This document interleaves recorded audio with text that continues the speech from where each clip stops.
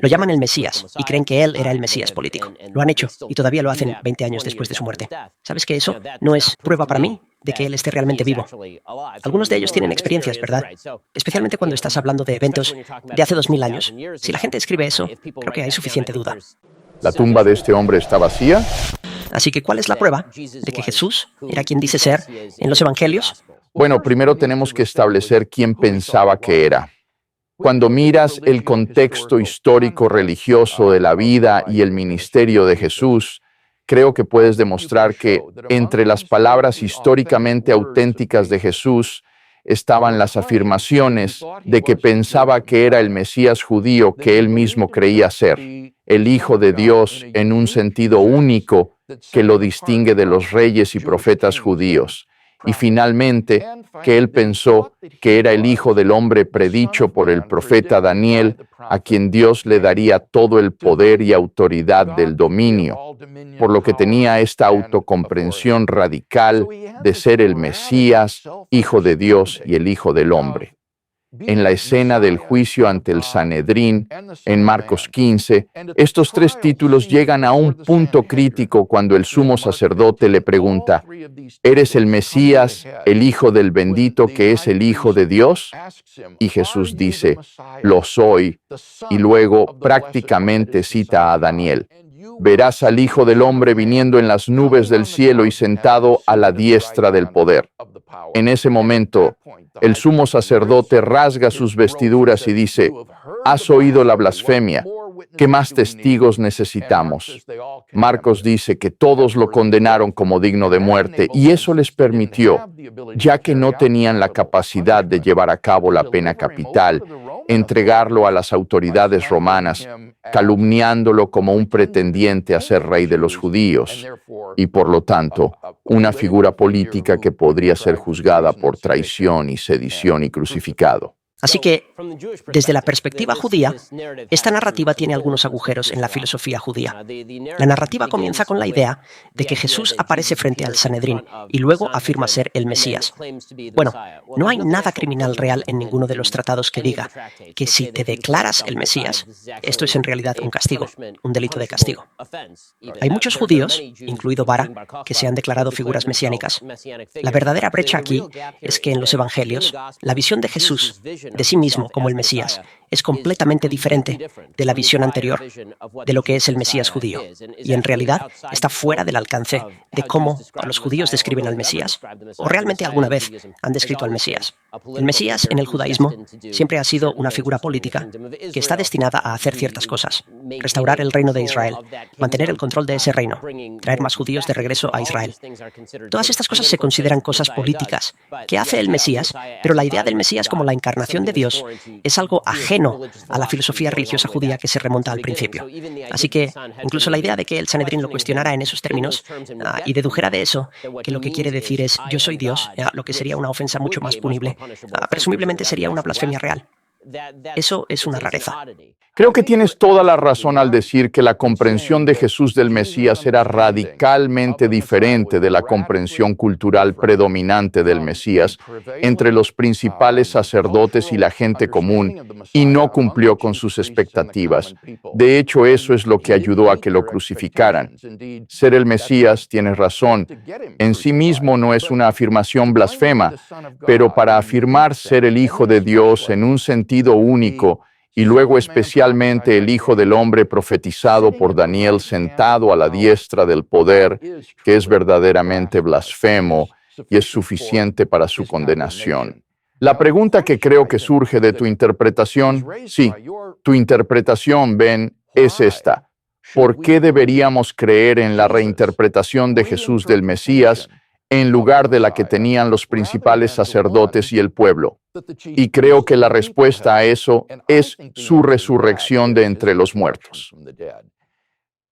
La resurrección de Jesús de entre los muertos es la pública y equívoca reivindicación de Yahweh del hombre a quien el sumo sacerdote había rechazado como blasfemo.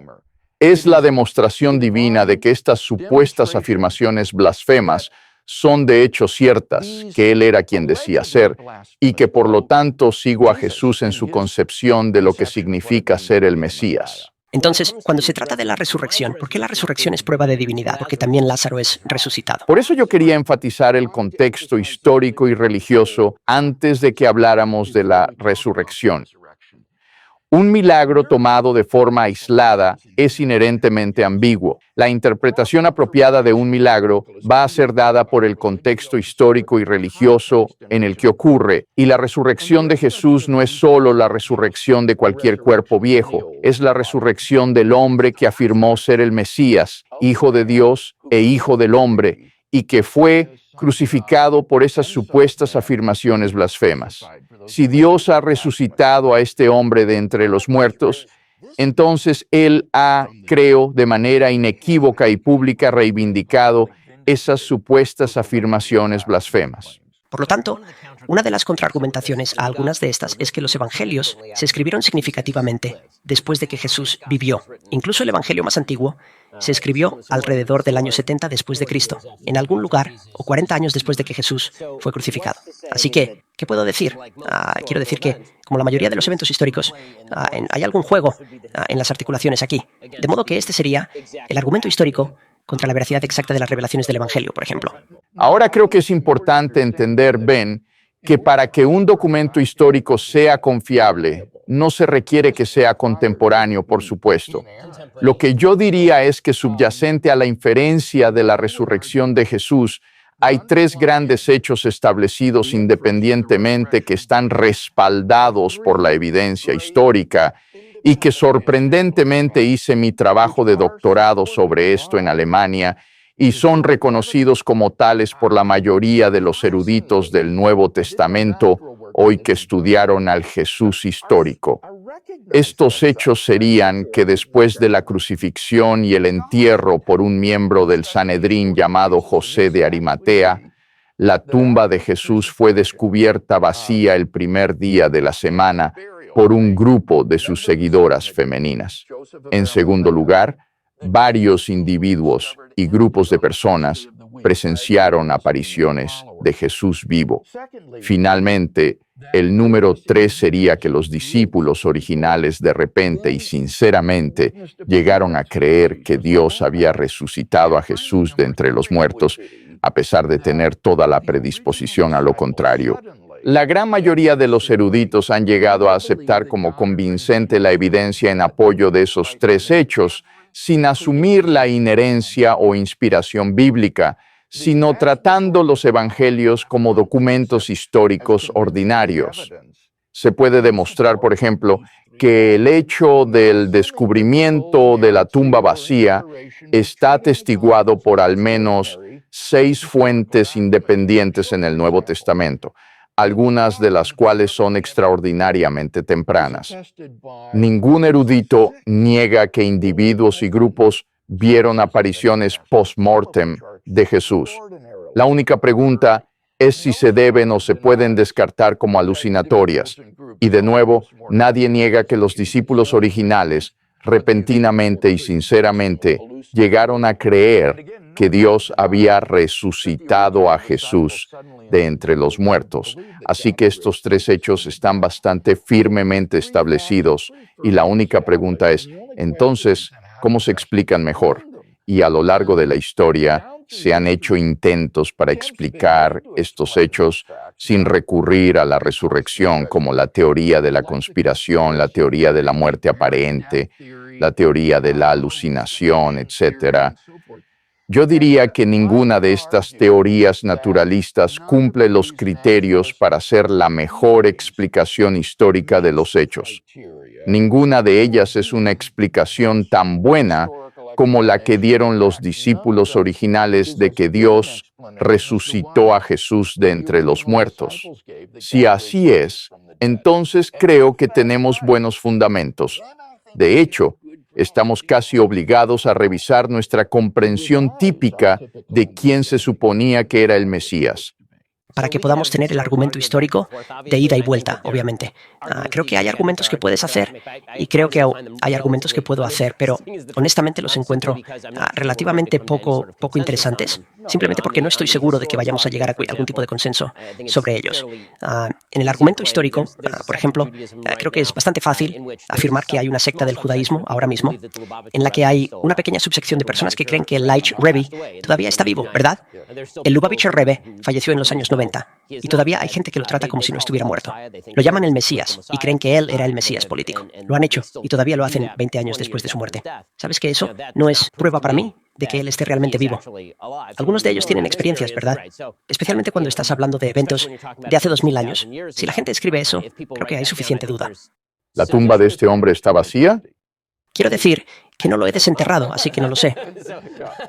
Pero las afirmaciones de que si alguien afirmó que dentro de 2000 años su tumba estaba vacía, o afirmó que dentro de 70 años su tumba estaba vacía, entonces sí.